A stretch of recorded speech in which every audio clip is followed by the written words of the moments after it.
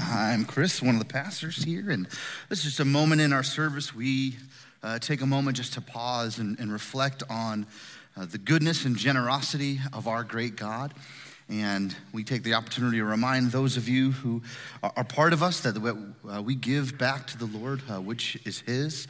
And we do that as part of our worship service. And so you can give in many different ways here at Calvary. And they're listed on our screen, whether it's online through our app or at the door or through check. If you are visiting us here this morning, hear us when we say, we are far more interested than you, than your money. And so we're glad that you're with us. We'd love to visit you at our welcome table on the way out and let us know how we can pray for you. Let's just go before the Lord as we begin our service. Father, we thank you that you are a God who provides, that you are a God who is actively with us. And God, that we can take great hope and comfort that whatever we've done, whatever we've gone through, that your mercy is indeed more. And that we can take hope in the grace that is offered to us through your Son. We pray this in your name. Amen. Well, we're continuing our series in the book of Genesis, taking a look at the life of Joseph. So if you have your Bible, I'd encourage you to turn to chapter 41, and we'll continue to kind of pick up the story where we left off last week. But before we dive into this morning's text, one of the things that I think has stuck out to me over the account of Joseph is just how much negative things happened to him. And you read these stories, and you're like, man, like that, he goes through so much. And part of me, though, almost felt numb to, reading the account of what he went through. And part of that, I think, is because we've, as a society, have been exposed to so much negativity in the world. You turn on the news and you just see a constant barrage of terrible things happening in the world. We live in a society now where we have a generation that is more afraid than any other generation before. And we've become so afraid that we've made up all of these clinical terms now for different phobias. And some of them I found fascinating. There is metrophobia, which is the fear of poetry. Anybody afraid of poetry here? Okay, Mr. Corbett is afraid of poetry, so send your haikus his way. There's another one here, and it's really ironic. I'm gonna butcher how to say this, but I went on Google and practiced with here's how to say this word. It was so difficult. It's hippopatomonstrosiquidophilia phobia, which guess what? That's the fear of long words. How mean-spirited is the person who assigned that? Or I like this synagenophobia, which is the fear of relatives. Like I'm afraid of my own family. Or arachibitrophobia, which is the fear of peanut butter sticking on the roof of one's mouth. Terrified, you can't have peanut butter. My kids give me a hard time. Dad, you put too much peanut butter in my sandwich, and it was hard to talk. I'm like, okay, I guess this is becoming a real thing. And then probably the most laugh out loud one for me was anatidaphobia, which is the fear of being watched by a duck. like, oh no, a duck is watching me.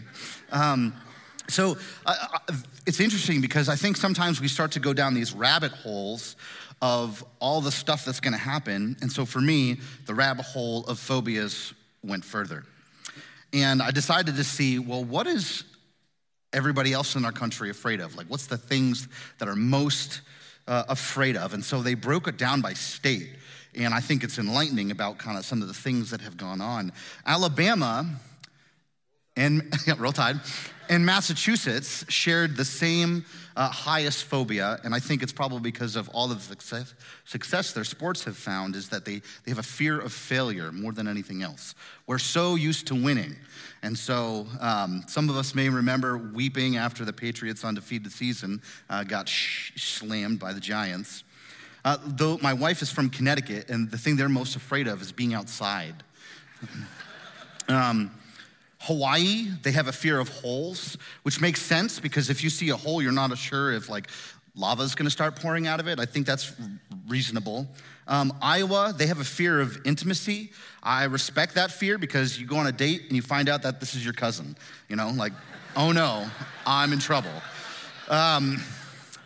Montana, just so you know, Montana has a ratio of 2 cows to every 1 person.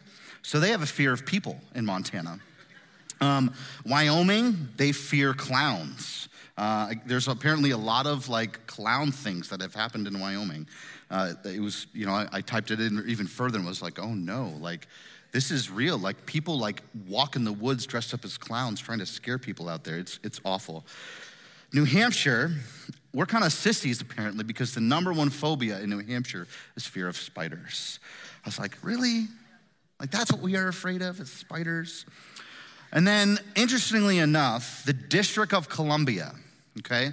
This is where all of our government lives, all of our politicians. Guess what they are most afraid of? No, not freedom. Oh man. Yeah, well played. Well, I walked into that one. The District of Columbia is most afraid of social media. And so I'm sure that makes sense. Like, oh no, they're gonna trend in the wrong direction. And I thought this morning's message, I think is really helpful for where we are as a society. Because we live in a world right now where there's lots of reasons to be afraid of something or the unknown, or we watch the tension in the world. Whatever side of the aisle you may be on politically, I think everybody agrees that like things aren't going great, right? When you see, things trending in the news and hashtag World War III, you're like, uh-oh, like this is not great. And so we can get caught up in some of these rabbit holes of worry that drive us to be afraid of what is God doing? What is happening in the world? Should I be, like joining the preppers club and building a bunker in my backyard and digging holes and storing food? Like what's going on? And I think that Joseph is a primary example of one who has not only gone through a great amount of difficulty and suffering, but he is one who ultimately trusts in the high character and sovereignty of God. And so this morning's big idea is pretty simple. It's this: God rules over all. And in him, we find preservation and blessing. We find both of those things in the person and character of God. Not in who's in political office, not in whether nations are at war, not in famine or prosperity. We find that God is the one in which we find both preservation and blessing. And so I have 3 behaviors from chapter 41 that I think that we should model after the life of Joseph. And we're gonna see this broken down in the account of him being called out of prison and getting to go before Pharaoh and interpret his dreams and give him counsel. And so Joseph, he believes in God's sovereignty over all rulers. Joseph also remains faithful to God despite worldly influence. And then in the end of this chapter, I believe that Joseph moved forward with his life, embracing the lessons and gift of suffering. And so let's take a look at this text and let's unpack these 3 things that we're gonna be able to model after Joseph's life because he believed that God ruled over all. So chapter 41 picks up right where we left off last week, where Joseph has been thrown in prison and he interprets 2 dreams of both a baker and a cupbearer. And last week we heard that one of them got to live, one of them got to die, one of them was restored with Pharaoh. And Joseph tells the one he knows is gonna live, he says, please don't forget me. I'm in prison unjustly. I don't need to be here. This is, I'm just an innocent Hebrew who was taken from my land. Please remember me and share this to Pharaoh. And so the text starts with that in mind. In verse 1 of 41, it says, after 2 whole years. All right, so just for a moment here, 2 whole years, Joseph waits. I'm sure he was like, okay, this guy's forgotten me. Like, I'm gonna be stuck here. I'm still enslaved. I have no autonomy. I've been sold by my brothers after, being threatened to murder me and dragged all the way to Egypt and stripped down in shackles and sold. And then God gives me favor and I rise to power and influence in Potiphar's home. And then his wife manipulates this whole situation and falsely accuses him. He does the right thing, honors the Lord in fleeing, and then finds himself again being treated unjustly. And he's in prison unjustly. And then he helps these two other guys, demonstrates empathy and compassion, interprets their dreams, points them to God, and then he's forgotten. And so after 2 years, the text says, Pharaoh dreamed that he was standing by the Nile, and behold, there came out of the Nile 7 cows, attractive and plump, and they fed in the reed grass.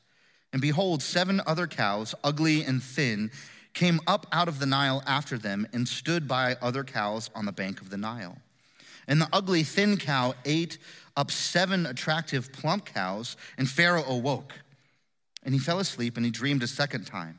And behold, 7 ears of grain, plump and good, were growing up on one stalk. And behold, after them sprouted 7 ears, thin and blighted by the east wind. And the thin ears swallowed up the 7 plump, full ears. And Pharaoh awoke, and behold, it was a dream. So in the morning, his spirit was troubled, and he sent and called for all the magicians of Egypt and all its wise men. Pharaoh told them his dreams, but there was none who could interpret them to Pharaoh. So we find right away that Pharaoh has these pretty scary dreams. He's unsure of what's happening. Seeing a cow devour another cow is not something that I've ever dreamed. And so I'd be shook too. And so Joseph, he's in waiting to be used of God. And remember, he still believes that God, Yahweh, the personal covenant-making God, is going to fulfill the dreams given to Joseph, that he would be a ruler over his family and they would bow before him. So he still believes in that and hopes. And so that is going on with Joseph. All the while, Pharaoh, he's having this unrest. And so the text says his spirit was troubled. So he's looking for help. He's looking for guidance. And this is interesting because within the Egyptian culture, Pharaoh is viewed as a deity himself by their culture. He's viewed as this ruler of the land, that he himself is a god. And they have all of these other pagan gods that they worship. And it was a land that was filled with all of this godless mysticism. And so people made their living off of interpreting dreams or even claiming to be magicians, where magic would rule over the spiritual land. And so this is the culture in which Joseph had been living in for over a decade. And then Pharaoh is having all of the unrest, and he's looking for help, and he brings all of these officials in, all of these magicians and interpreters and wise men, and none of them can calm his spirit or provide him insight. So in this verse 9, the cupbearer remembers him. Joseph, he says, the chief cupbearer said to Pharaoh, I remember my offenses today. All right, finally. When Pharaoh was angry with his servants and put me and the chief baker in custody in the house of the captain of the guard, we dreamed on the same night, he and I, and each having a dream with its own interpretation. A young Hebrew was there with us, a servant of the captain of the guard. When we told him, he interpreted our dreams to us, giving an interpretation to each man according to his dream. And as he interpreted to us, so it came about. I was restored to my office, and the baker was hanged. So that's a big deal for somebody to be able to interpret something and then say, and everything he interpreted, it happened. It really took place. So that kind of gives credit to his ability as an interpreter. So verse 14, then Pharaoh sent and called Joseph, and they quickly brought him out of the pit. And when he had shaved himself and changed his clothes, he came in before Pharaoh. So Joseph, being in prison, right, Hebrew man, probably bearded, long hair, not looking great in nice clothes. That is not how people are presented to Pharaoh. They wanted him cleaned up and looking good. They wanted to begin even just Egyptifying somebody who's brought in just to be in the presence of Pharaoh. So Joseph gets all cleaned up, quickly brought to Pharaoh. And in verse 15, it says, and Pharaoh said to Joseph, I had a dream, and there is no one who can interpret it. I've heard it said to you that when you hear a dream, that you can interpret it. And Joseph answered Pharaoh, it is not me. God will give Pharaoh a favorable answer. So this is amazing to think about Joseph being cleaned up, a young Hebrew, and he's brought before the ruler of the land. For a moment, can you imagine an opportunity just to go into the White House and to be in a room with officials and people who are making decisions for our land? And maybe pick your favorite president, because then you'll enjoy and feel like more awe of the moment, okay?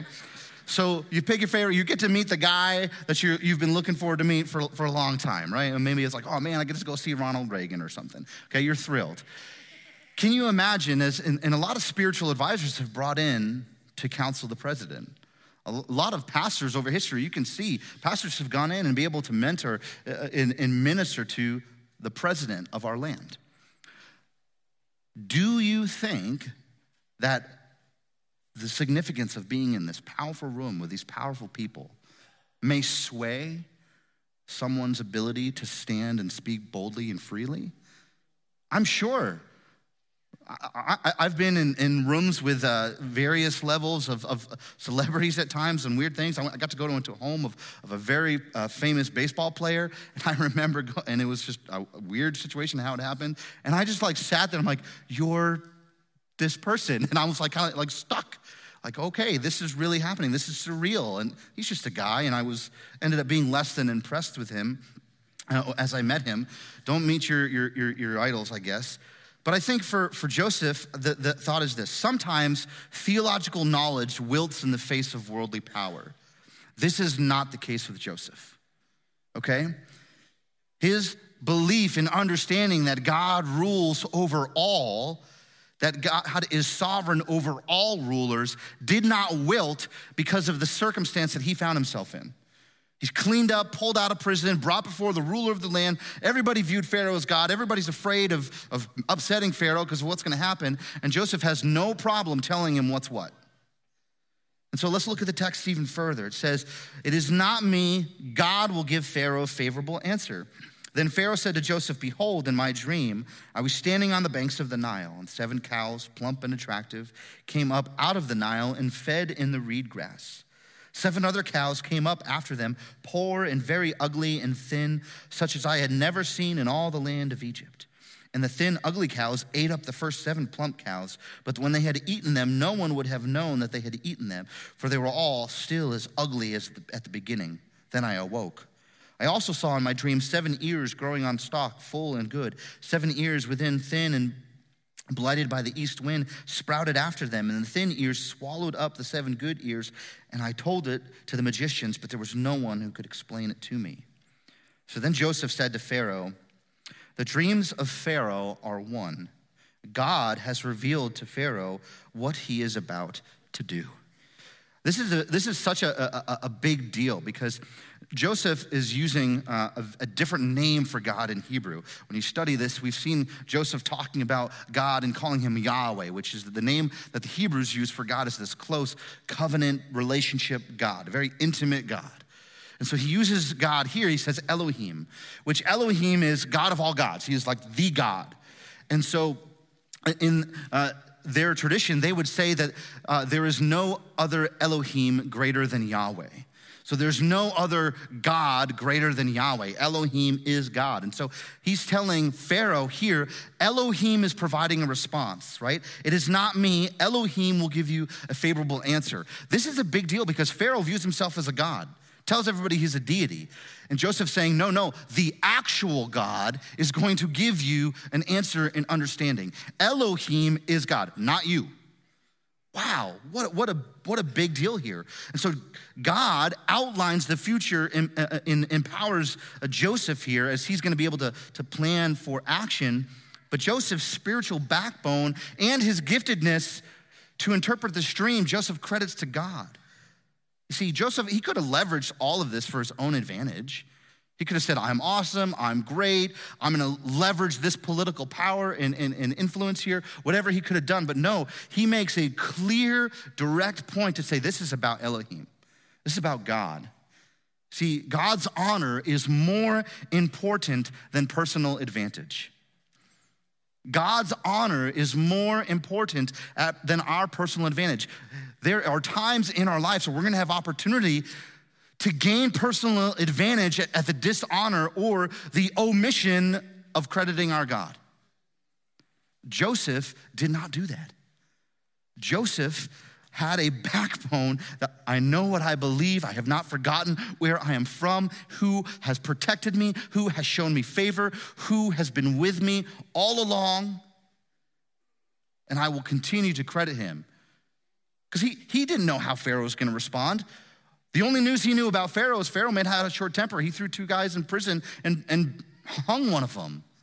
Like he doesn't know what reaction Pharaoh's going to have. Most people don't react to great news when you say like, hey, you're not what you think you are. Actually, there's somebody way better than you.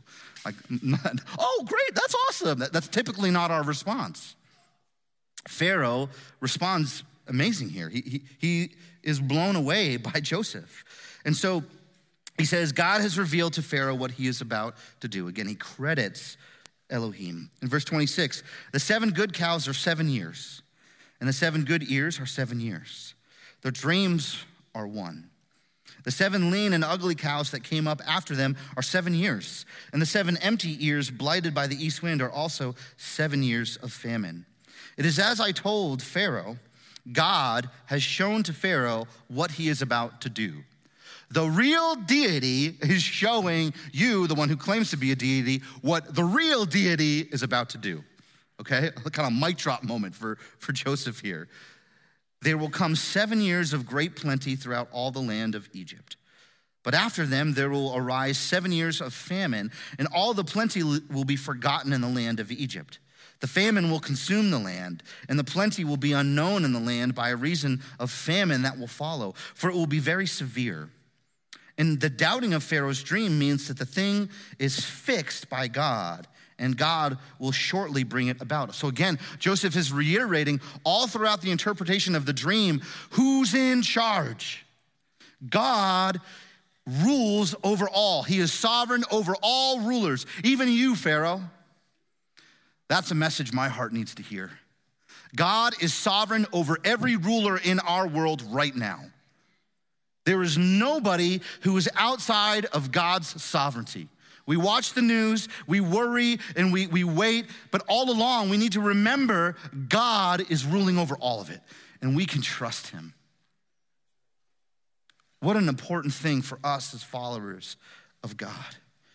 And so Joseph responds here in this really special way. After he's told Pharaoh, God's doing this. This is happening whether you like it or not. This famine is fixed by Elohim, and Elohim is shortly going to bring it about. And so then he gives him some counsel. In verse 33, now therefore, let Pharaoh select a discerning and wise man and set him over the land of Egypt. So Joseph's saying, hey, here's a good idea. You should do this. Let Pharaoh proceed to appoint overseers over the land and take 1/5 of the produce of the land of Egypt during the 7 plentiful years. And let them gather all the food of these good years that are coming and store up grain under the authority of Pharaoh for food in its cities, and let them keep it. That the food shall be a reserve for the land against the 7 years of famine that are to occur in the land of Egypt, so that the land may not perish through the famine. So Joseph gives incredible counsel here. The principle of being a good steward of our resources and saving away, that's an important one. But Joseph, most importantly, he knows what God is going to do. He knows how it's going to end. And so sometimes we look at these things of God's sovereignty and say, well, everything's gonna happen the way God's gonna do it, so then I'm just gonna sit back and do nothing. But that is not what Joseph does. Joseph actually says, we know what God is gonna do, and so that's actually a call to action. You need to go do this. So knowing God's vision is a powerful call to action. Now, we haven't been given a vision from God that famine is coming in our land. Actually, the opposite. We've been given a vision by God in Revelation that every tribe and nation will bow and confess that Jesus is Lord. That is the end game. And so that is not something that we just sit back and be like, all right, now I get to do nothing. That is actually a call for us to act. It's a call for us to help say that reality is coming. Let's be a part of it. We're going to have missions conference here this upcoming weekend. This is why. Because we have a vision that we have received from God that every tribe and nation is going to rejoice that Jesus is Lord, and we want to be a part of that. That is why that we take the time to pray and to give and to go. because we want to be part of God bringing that to fulfillment. And we get to rejoice in that promised future. And we get to do that because of that promised future boldly, knowing that whatever difficulty or suffering comes our way, that we can endure because God has already fixed it, because Elohim has already guaranteed it. And so that for us, brothers and sisters, must be a motivating call, that God's sovereignty is not something that lets us just sit back and do nothing, but actually respond. And so Joseph gives them this response. And amazingly, in verse 37, this proposal pleased Pharaoh and all his servants. Everybody liked his idea. They're like, wow, this guy's onto something. And so Pharaoh gives this decree, says, and Pharaoh said to his servants, can we find a man like this in whom is the Spirit of God? What a statement from Pharaoh, the perceived deity. And so I don't know that I'm convinced that Pharaoh becomes a God worshiper at all. I think that he just politically leverages Joseph and sees that Joseph has some kind of giftedness and wants to leverage that power, because you'll see some of the things that he does here. So then Pharaoh said to Joseph, since God has shown you all this, there's none so discerning and wise as you. So great, he credits Joseph what Joseph has already told him. This is God's power through me. This isn't me. And so Pharaoh acknowledges that. He agrees. And then in verse 40, you shall be over my house, and all my people shall order themselves as you command. Only as regards the throne will I be greater than you. And Pharaoh said to Joseph, see, I have set you over all the land of Egypt. Then Pharaoh took his signet ring from his hand, and he put it on Joseph's hand. And he clothed him in garments of fine linen and put a gold chain around his neck. So Joseph, all of a sudden, in one day, goes from being shackled in a prison to cleaned up and now ruling over all the land, given Pharaoh's signet ring that he gets to stamp his approval. And, it's the executive order of their day, making things happen. So this is big, because he's being a foreigner put in power. The Egyptians, again, they regarded Pharaoh as this divine manifestation in human form. And so by accepting Joseph's interpretation of his dreams, Pharaoh chose to humble himself underneath Elohim, underneath Joseph. And so God rewarded his humility by preserving the land of Egypt in the coming famine, because he used Joseph. He welcomed and accepted Joseph. And so that Pharaoh believed Joseph's interpretation and then chose to raise a young foreign prisoner to such an elevated position in his government, I believe is truly miraculous. This is, again, God orchestrating things at work. So then Joseph is attempted by Pharaoh to kind of put him into their culture and make him fit into their culture. So he gives him a signet ring, he dresses him in Egyptian clothes, and then in verse 43, and he made him ride in his second chariot, and they called out before him, bow the knee. Thus he set him over all the land of Egypt. Moreover, Pharaoh said to Joseph, I am Pharaoh, and without your consent no one shall lift up a hand or foot in all the land of Egypt. And Pharaoh called Joseph's name Zaphenath-Paneah, and he gave him a marriage, Asenath, the daughter of Potiphar, priest of On. So Joseph went out over the land. Joseph was 30 years old when he entered the service of the Pharaoh, king of Egypt. And he went out from the presence of Pharaoh and went through all the land of Egypt. During the 7 plentiful years, the earth produced abundantly. And he gathered up all the food of these 7 years which occurred in the land of Egypt and put the food in the cities. And he put in every city the food from the fields around it. And Joseph stored up the grain in great abundance, like the sand of the sea, until he ceased to measure it, for it could not be measured.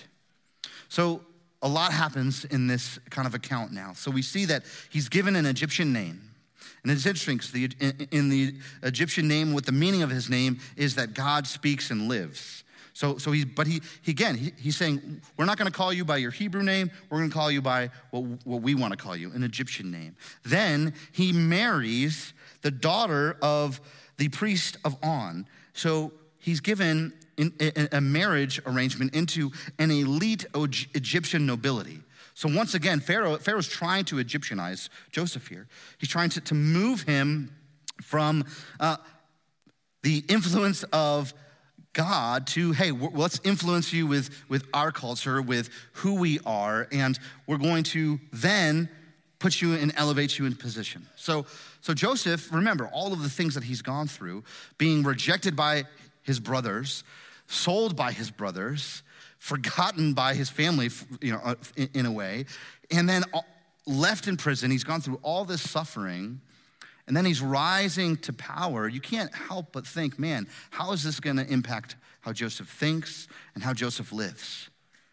Because all of this influence is eventually gonna rub off, right? It's gonna impact how he's making decisions. He's gonna start beginning to find great comfort in all of the way of life that the Egyptians are offering him. And so is he gonna become entitled? Is he gonna become, caring more about his comfort? Well, the text, I think, would allude that none of those things happen. And we're going to see that in what he names his sons. But I want to ask you this question. Have worldly influences pulled you away from faith in God, or have they impacted your view of God? Joseph's a great example of remembering where he came from. He names his two sons Hebrew names, because he's passing on the lineage of where he came from. He hasn't forgotten who he is. And so he leads all of these years of plenty and collecting, and he experiences living in a land, being given an Egyptian name, having all this nice stuff, marrying into the Egyptian family, into their priest of On, who is basically like the dream interpreter of their day. And so Pharaoh's, again, he's trying to move the political pieces here. But Joseph remains steadfast. He's not moved and influenced by the culture. I think what a lesson for us, because we are influenced greatly by our culture. We are pulled away from God at times. And sometimes that's simply worry. It's simply fear. It's simply forgetting that God is sovereign. We can model our lives like Joseph and remain faithful to God despite the worldly influences in our lives. That we allow the worldly influences to shape us more than we do the word and character of God. And so Joseph, leading these 7 years of plenty, then moves into experiencing blessing of his own given to him by God. So in verse 50, it says, before the year of famine came, 2 sons were born to Joseph. Asenath, the daughter of Potiphar, priest of On, bore them to him. Joseph called the name of the firstborn Manasseh, for he said, God has made me forget all my hardship and all my father's house. The name of the second he called Ephraim, for God has made me fruitful in the land of my affliction. So Joseph is blessed with 2 sons. And I think it's pretty interesting. If you just think for a moment, the trajectory of Joseph's life that has taken place. Joseph is now ruler of the land. And he has every opportunity, I think. He could have gone and sent messengers or pursued to go find his family, or even travel to go see his family with all the power that he had. But he doesn't. And I think that's because the Lord blesses him with contentment. The Lord allowed him to be able to process all that he had endured and to be able to say, now I've found God's favor in the land of my affliction. In the very place that I have endured some of the greatest moments of trauma, God is now showing me his favor. And not only favor, but I think my gut says Joseph probably was given closure from the Lord, because God had made me forget all my hardship. In one sense, I think almost a nicer way in our English language is Joseph would say, God allowed me to close that chapter of my life. That chapter of my life is no longer ruling and reigning over me, that I'm able to move forward. I've forgotten all my hardship, and now I'm able to go into life with hope, with wholeness. And so Joseph found contentment and closure in how God preserved him and how he blessed him. He sees all the land of his affliction and is able to name his son Manasseh. God has made me forget all my hardship and all my father's house. I don't have to go find Jacob and my brothers because I'm content. That chapter of my life is closed and I'm here now. And then the name of his second child, Ephraim, for God has made me fruitful in the land of my affliction. The place that has been my suffering now has become my blessing. Can we see God's gift to us of suffering as blessing? What a hard thing to be able to turn. I think there's probably a lot of us that struggle with things that have happened in our life. And most of the phobias that we have, they're from experience. They're from something that we've endured or gone through, or something that we've observed. Like I'm terrified of weird noises in the dark because we watched The Lion King as a kid when I was too young. And I forever was afraid to go to the bathroom at night because I thought Scar was hiding underneath the couch. Like, it is completely irrational, but you observe something that I wasn't ready for. And so even more so when we experience something that we know is wrong or unjust, or we've been sinned against, or even we've made terrible decisions and had guilt of our own, all those things sometimes can be this massive burden over us. They shape how we live now on a regular basis. Whether it's fear or insecurity, and we look back at all of our lives and it is tough. It's tough to feel free from any of that, to feel like I can move forward with contentment where all of that stuff doesn't have to define me, that I can be as Joseph is and says, no, Yahweh defines me, God defines me. He has given me this dream, he's given me this vision, and in such a way that I'm not an Egyptian, I'm a Hebrew, and I'm gonna name my children after Hebrew names because they're going to worship my God as well. This is, I think, what a beautiful moment that we just read this small thing, but you think and you unpack this for a moment, what a monumental shift. And children, they're this unique blessing where all of a sudden your focus gets shifted, where you're no longer stuck thinking about your stuff all the time, but then you're caring for these other little humans, and it gives you context, it gives you perspective. And I think that most of the time we respond one of two ways.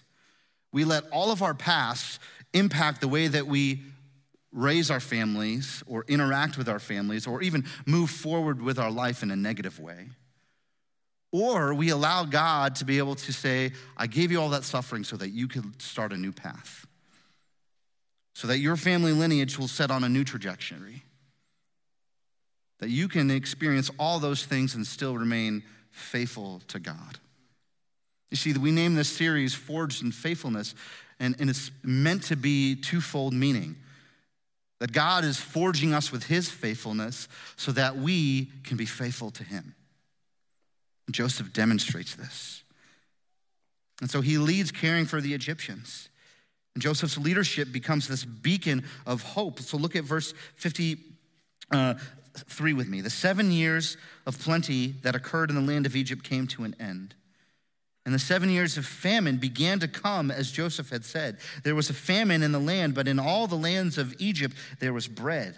When all the lands of Egypt was famished, the people cried to Pharaoh for bread. And Pharaoh said to all the Egyptians, go to Joseph. What he says to you, do. So when the famine had spread over all the land, Joseph opened all the storehouses and sold to the Egyptians, for the famine was severe in the land of Egypt.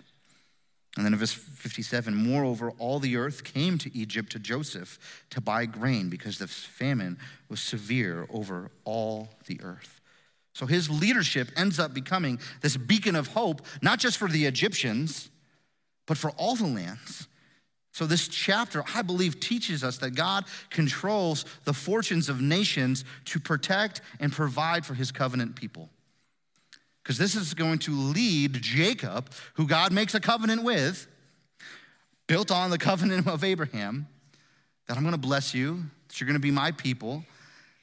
And God uses Joseph in all of that suffering to be in a place where then he can provide blessing and fortune to his covenant people.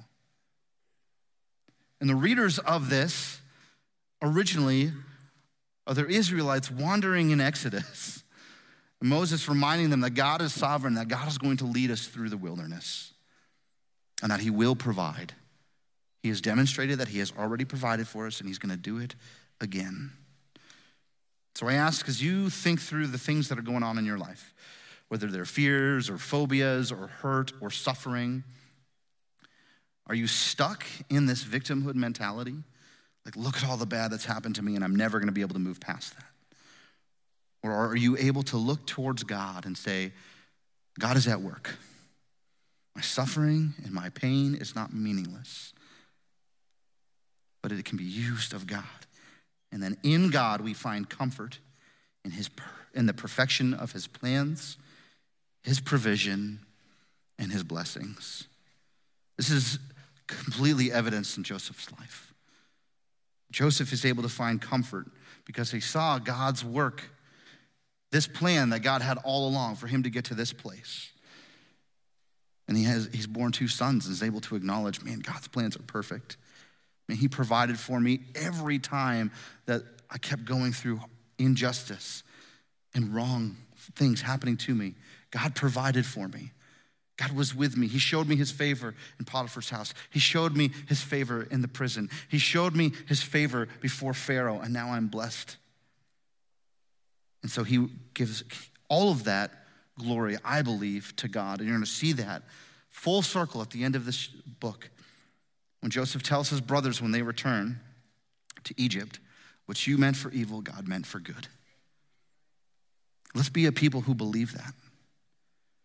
Let's be a people who believe in such a high view of our God that we can trust him as we respond to the action that has been called by God for us to take. That we can live in such a way that responds to God's provision, to his plan, and to his blessing. Let's pray together. Father, we thank you for your love for us, that you allow us to endure difficulty so that we can learn of your character, so that we can learn of your mercy and of your grace.